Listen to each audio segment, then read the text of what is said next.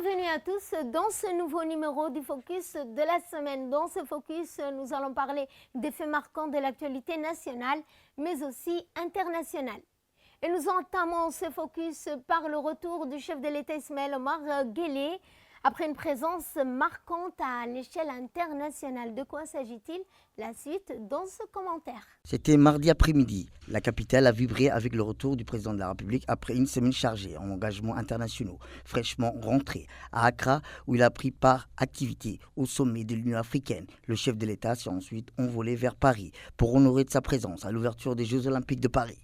Une haie d'honneur impressionnante l'attendait à pied ferme. On distinguait les visages familiers des ministres, leurs costumes sombres constatant avec les uniformes d'apparat rutilant des officiers militaires, descendant les marches d'un pas assuré. Ce retour marque la fin d'une importante tournée diplomatique qui a vu le président renforcer les liens de notre nation avec plusieurs pays alliés clés. Le sourire de l'enthousiasme général laissait présager avec les nouvelles qu'il rapportait. À Accra, le sommet de l'Union africaine a été marqué par des discussions cruciales sur l'avenir du continent. Les chefs d'État et de gouvernement se sont penchés sur des questions stratégiques relatives au développement du continent. La présence active du président a été particulièrement remarquée, soulignant l'engagement indéfectible de notre nation à œuvrer pour une Afrique unie et prospère. Ensuite, le chef de l'État, son Excellence Ismaël Omar Guelleh, a ensuite pris la direction de Paris, où l'attendaient les festivités grandioses de l'ouverture des Jeux Olympiques. La cérémonie éblouissante de lumière et de créativité a rassemblé des milliers de spectateurs et des milliers de téléspectateurs du monde entier. Aux côtés des leaders internationaux, le chef de l'État, son Excellence Ismaël Omar Guelleh, a eu l'honneur d'assister à ce moment historique, témoignant du rayonnement sportif et culturel que ce jeu représente. Et ce renforcement des liens franco-djiboutiens avec cette signature historique d'un nouveau traité de défense, traité qui a été paraphé par le chef de l'État Ismaël Omar Guelleh et son homologue français Emmanuel Macron. C'était un événement d'une portée historique pour Djibouti et la France. Le chef de l'État, son Excellence Ismaël Omar Guelleh, a été chaleureusement accueilli à l'Élysée par son homologue français Emmanuel Macron pour une rencontre de haute importance marquant la finalisation et la signature officielle d'un nouveau traité de défense entre les deux nations. À son arrivée, le chef de l'État a été reçu par Emmanuel Macron, dont le sourire et la chaleur de l'accueil traduisaient la qualité exceptionnelle des relations franco-djiboutiennes. Des salutations protocolaires échangées. Le chef de l'État, dans une atmosphère empreinte de cordialité et de respect mutuel, ont engagé un entretien à huis clos, symbolisant la profondeur et la confidentialité de leurs discussions. Cette première phase de la rencontre a été suivie par une réunion de travail élargie, réunissant les délégations respectives des deux pays. Les échanges ont porté sur des sujets d'une grande envergure, notamment les principaux projets économiques en cours, avec un accent particulier sur la construction d'un nouvel aéroport international à Djibouti. La réunion de travail a été marquée par une atmosphère studieuse et constructive. Les deux présidents partagent une vision commune de l'avenir, de la coopération entre les deux nations. Après cette séance de travail intense sous les lustres majestueuses de l'Élysée, le nouveau traité de défense a été paraphé avec une solennité propre à l'événement, scellant ainsi un partenariat stratégique renforcé. La cérémonie empreinte d'une solennité respectueuse a été un moment de haute symbolique, marquant un jalon historique dans les relations bilatérales entre les deux nations. Ce moment marque une pierre blanche à illustrer non seulement la solidité des relations bilatérales, mais aussi un engagement mutuel à œuvrer pour la paix et le développement durable. Les sourires échangés, les regards complices et les poignées de main fermes ont traduit une volonté commune de bâtir un avenir serein et prospère pour leurs peuples respectifs. Les discussions franches et ouvertes ont permis de jeter les bases d'une collaboration renforcée où chaque décision prise résonne comme un écho de confiance réciproque. Aujourd'hui, le développement de cette coopération témoigne d'une relation bilatérale riche et prometteuse où chaque rencontre, chaque projet et chaque accord signé est une pierre de plus à l'édifice d'une amitié solide et durable. En ce qui concerne les JO de Paris 2024, le chef de l'État Ismaël Omar Guelleh était un témoin privilégié du grand bain olympique. La suite dans cette séquence. Le président de la République, son Excellence Ismaël Omar Guelleh, a pris place dans la tribune officielle aux côtés de nombreux chefs d'État et de gouvernement. Sa présence souligne l'importance de ce jeu pour Djibouti, nation qui, bien que modeste, par sa taille, nourrie de grandes ambitions sportives. La délégation djiboutienne porte fièrement les couleurs nationales, a été l'une des attractions de la parade des athlètes. Leur passage sur les barges naviguant sur la Seine a été salué par une ovation chaleureuse, témoignant de la sympathie du public parisien pour cette nation de la Corne d'Afrique. C'est un moment de fierté incroyable pour notre pays, nous confie Hassan Ali, chef de mission de l'équipe djiboutienne. Nos athlètes sont prêts à donner les meilleurs d'eux-mêmes et à montrer au monde entier les talents sportifs de Djibouti. La cérémonie orchestrée par le maître en scène, Thomas Joly, a été un véritable tour de force logistique et artistique, mettant tableaux vibrants, vivants, prouesses technologiques et clin d'œil à la culture française. Elle a réussi le pari de captiver un public mondial pendant près de 4 heures. Le point culminant de la soirée est intervenu vers 23 heures lorsque le président français Emmanuel Macron a prononcé la phrase rituelle « Je déclare ouvert les Jeux Olympiades de l'ère moderne », un moment solennel qui marque le début officiel des 16 jours de compétition intense. Pour Djibouti, ces Jeux représentent bien plus qu'une simple compétition sportive. C'est l'occasion de briller sur la scène internationale, de promouvoir ses talents et peut-être, qui sait, de décrocher une médaille qui sera historique pour le pays.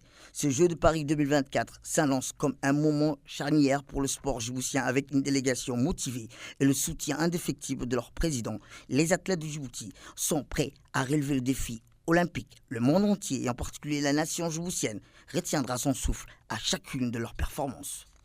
Retour à Djibouti où une conférence internationale s'est tenue pour la paix au Soudan.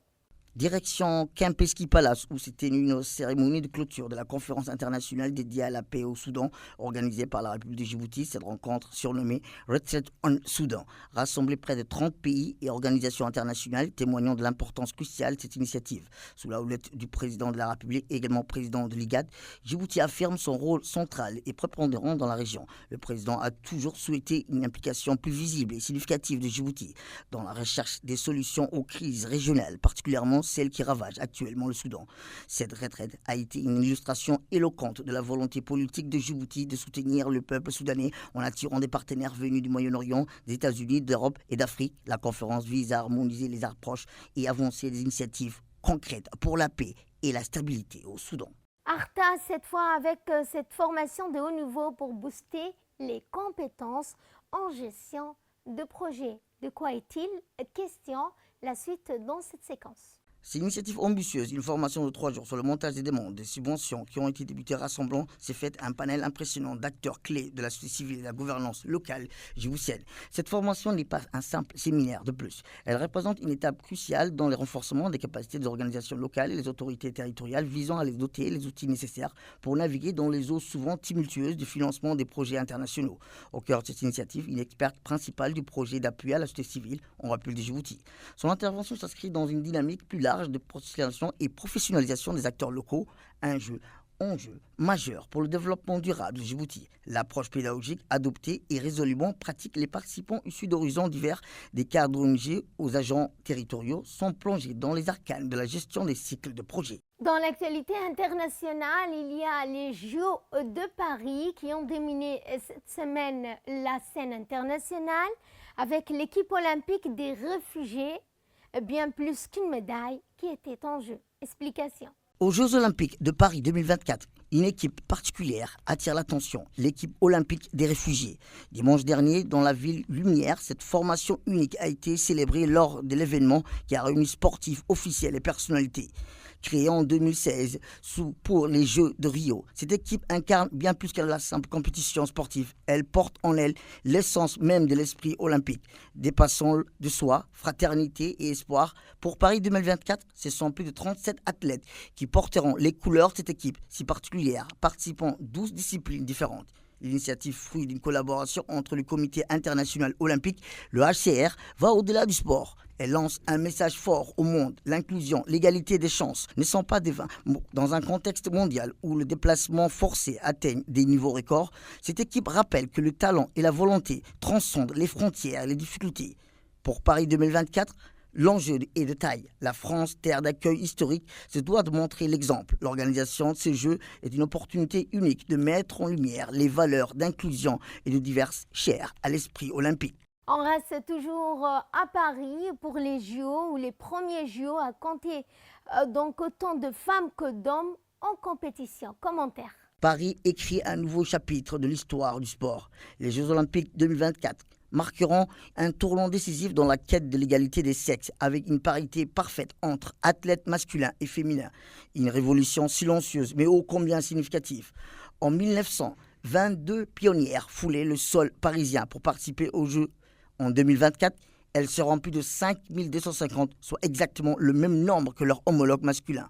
Cette solution spectaculaire témoigne du schéma parcouru et l'engagement sans faille du mouvement olympique pour l'inclusion. La programmation elle-même a été représentée pour garantir une visibilité équitable. Fini le temps où les épreuves féminines étaient reléguées aux heures creuses. Désormais, les compétitions masculines et féminines alterneront aux heures de grande écoute, offrant une explosion médiatique sans précédent aux athlètes féminins. Et pour clore ce focus, la Malaisie frappe à la porte des BRICS. Un nouvel équilibre mondial est en vue. Explication. C'était une demande formelle qui a été adressée à la Russie actuelle, président tournant du groupe lors d'une visite de 2 jours du ministre russe des Affaires étrangères. Le Premier ministre malaisien a exprimé le souhait de son pays de rejoindre l'organisation soit en tant que membre à part entière, soit comme partenaire stratégique. Cette initiative s'inscrit dans un contexte de recomposition des alliances économiques mondiales. Les BRICS, qui représentent déjà plus de 40% de la population mondiale, environ un quart du PIB global, ont récemment élargi leur rang en accueillant de nouveaux membres tels que l'Arabie Saoudite, l'Iran, les Émirats Arabes Unis, l'Égypte et l'Éthiopie.